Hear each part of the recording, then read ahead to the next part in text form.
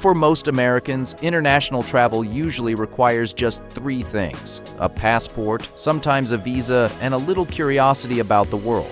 But there are places where U.S. citizens cannot use an ordinary passport to enter. Some countries still allow Americans to visit, but tightly control the visa process. And some destinations are considered so dangerous that the U.S. government has issued its highest level warning: do not travel for any reason. In today's video, join J30 World Discovery as we explore part 1 of our list of 10 countries where Americans face serious travel restrictions or are strongly warned not to visit. And remember, this list is not intended to judge the people or cultures of any country. We are only discussing legal restrictions, security conditions, and the specific risks faced by U.S. citizens. Number 5. Cuba. At its closest point, Cuba is only about 90 miles from Florida. That distance is so short that, on a map, the two places appear to be separated by only a narrow stretch of water. Politically and legally, however, the distance between the United States and Cuba is far greater. Cuba is famous for its colorful classic cars, colonial streets, lively music, and beautiful Caribbean beaches. Looking at travel photos, many Americans might assume they can simply buy a ticket to Havana, rent a room near the beach, and spend a few days exploring the city. But the reality is not that simple. Americans are not completely banned from traveling to Cuba. However, under U.S. regulations, American citizens are not allowed to visit Cuba solely for ordinary tourism. In other words, you cannot simply declare that you are going there for a vacation, spend the entire week relaxing on the beach, and drink cocktails. A legal trip must fall under one of the authorized categories, such as family visits, journalistic activities, professional research, educational activities, religious work, humanitarian projects, or support for the Cuban people. One of the most commonly used categories is called support for the Cuban people. Under this category, American travelers are expected to participate in meaningful activities, interact with local residents, and prioritize privately owned services such as family-run guest houses, independent restaurants, and local tour guides. They must also avoid transactions with certain businesses connected to the Cuban government or military. What surprises many people is that these rules do not apply only when someone flies directly from the United States. Even if a U.S. citizen travels to Cuba through Mexico, Canada, or another country, they are still required to follow U.S. laws related to Cuba. In my opinion, Cuba is probably the most unusual case on this list. It does not carry the same level of danger as Afghanistan or Syria. For Americans, the biggest issue is the restrictions involving money and the official purpose of the trip. The current U.S. State Department travel advisory tells Americans to exercise increased caution in Cuba because of crime and an unreliable electrical system. However, this is not a do not travel warning. So saying that Americans are completely unable to visit Cuba would not be accurate. They can still travel there, but they need to understand which authorized category their trip falls under, where they are allowed to spend money, and which travel records they need to keep. Number 4. Afghanistan. From its towering mountain ranges to its ancient cities that once stood along historic trade routes, Afghanistan is a land with thousands of years of history.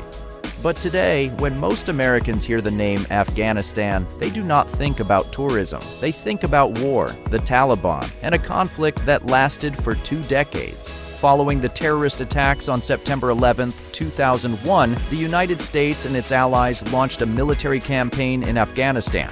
The U.S. military presence continued for nearly 20 years before the withdrawal was completed in 2021. Soon afterward, the Taliban rapidly returned to power and regained control of most of the country. Today, the U.S. State Department advises American citizens not to travel to Afghanistan for any reason. The listed risks include terrorism, crime, civil unrest, kidnapping, armed conflict, and wrongful detention. This is not a mild warning like, watch out for pickpockets, or avoid walking alone at night. This is the highest possible travel advisory level. One of the most serious concerns is that the United States no longer maintains an operating embassy in Kabul. The embassy suspended operations in August 2021. That means if an American citizen is arrested, goes missing, or faces an emergency in Afghanistan, the U.S. government has extremely limited ability to provide direct assistance on the ground.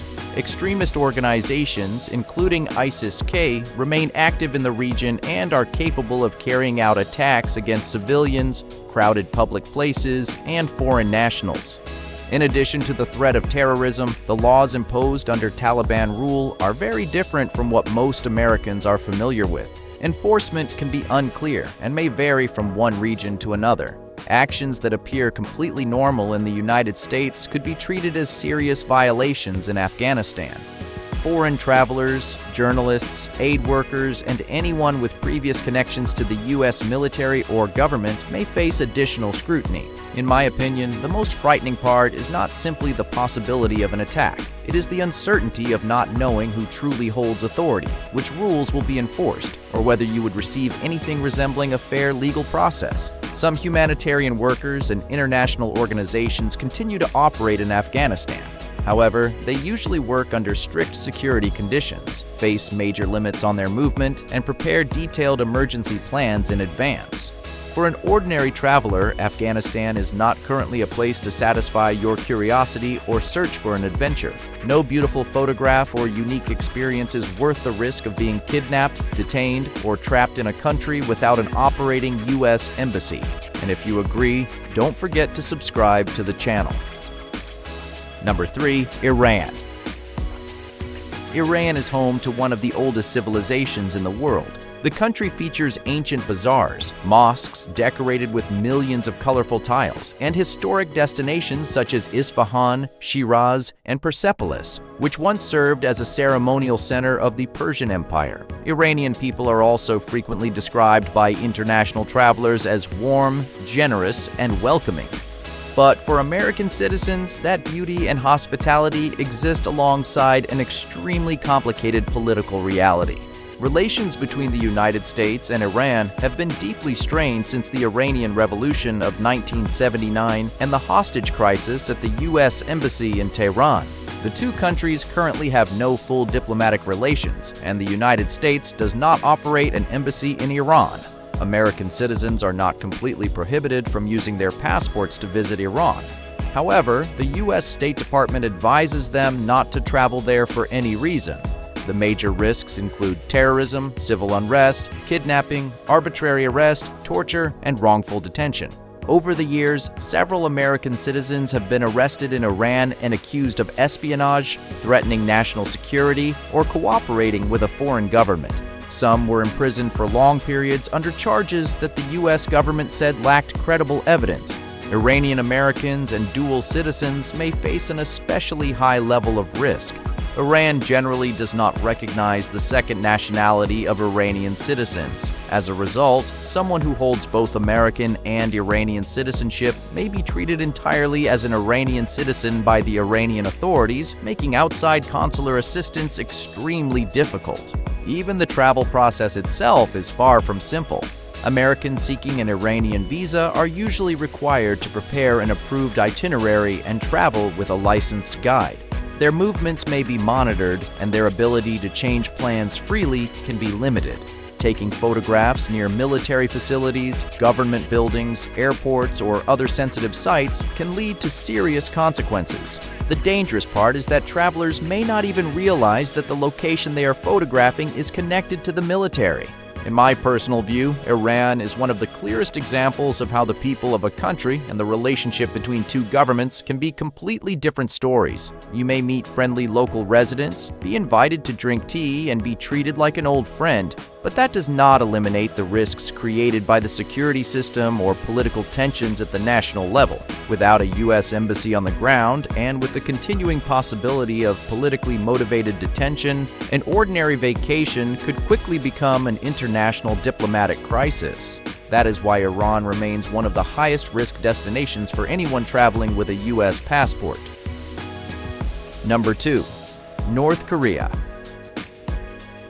While the previous countries mainly involve serious warnings or travel restrictions, North Korea is the closest example of an actual travel ban for American citizens. North Korea is one of the most isolated countries in the world. The government tightly controls information, the media, the movement of its own population, and nearly every activity involving foreign visitors. Tourists cannot simply rent a car and explore the country on their own. They normally have to follow a pre-approved itinerary and remain under the supervision of official guides. But for Americans, the problem begins before they even arrive. An ordinary U.S. passport is currently not valid for travel to, through, or inside North Korea unless it has received a special validation from the U.S. State Department. This restriction was first introduced in 2017 following the death of American college student Otto Warmbier. Warmbier traveled to North Korea as part of a tour in late 2015. He was later arrested and accused of taking a propaganda poster from his hotel. He was sentenced to 15 years of hard labor. In 2017, Warmbier was returned to the United States in an unresponsive condition and died only a few days later. The case led the U.S. government to conclude that American citizens in North Korea face a high risk of arbitrary arrest and long-term detention. Today, only a limited number of people can apply for special validation, allowing them to use a U.S. passport to travel to North Korea. These cases may include professional journalists, humanitarian aid workers, representatives of the Red Cross, or travelers whose journeys are determined to serve the national interests of the United States. Even with official authorization, the trip still involves enormous risks. The United States does not have an embassy in Pyongyang. If a problem occurs, access to consular support and emergency assistance is severely limited. Using a U.S. passport to travel to North Korea without special validation could result in the passport being revoked, and the traveler could potentially face prosecution under U.S. law. But perhaps the greatest danger still comes from inside North Korea itself. The country's legal system is not transparent to foreigners. A small action such as taking the wrong photograph, walking away from the tour group, damaging propaganda material, or appearing disrespectful toward an image of the country's leadership could be treated as a serious offense.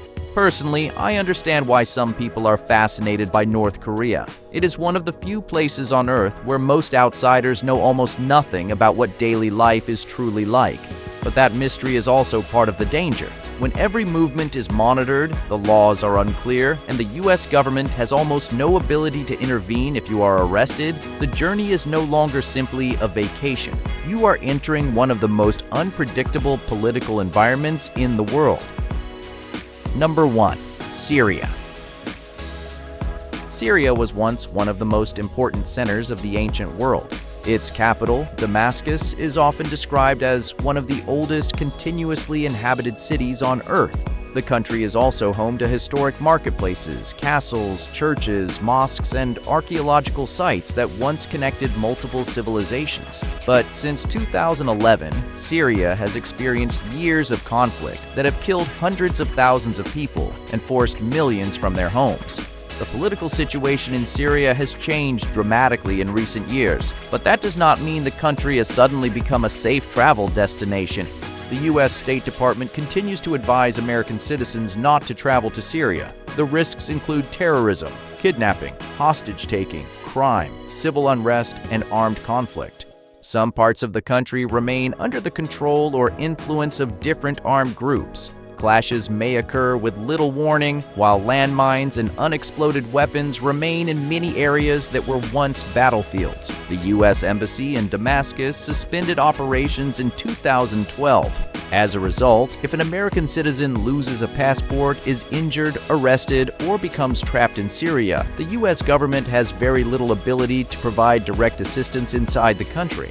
One important update is that broad U.S. sanctions against Syria were lifted effective July 1, 2025. However, the lifting of economic sanctions does not mean that the security warning has also been removed. These are two completely different issues. Economic policies can change because of diplomatic decisions, while the risks of terrorism, kidnapping, and armed conflict can continue on the ground. International journalists and humanitarian aid workers sometimes still travel to Syria for professional reasons, but they usually prepare extensively, rely on security teams, coordinate with local organizations, and establish emergency evacuation plans.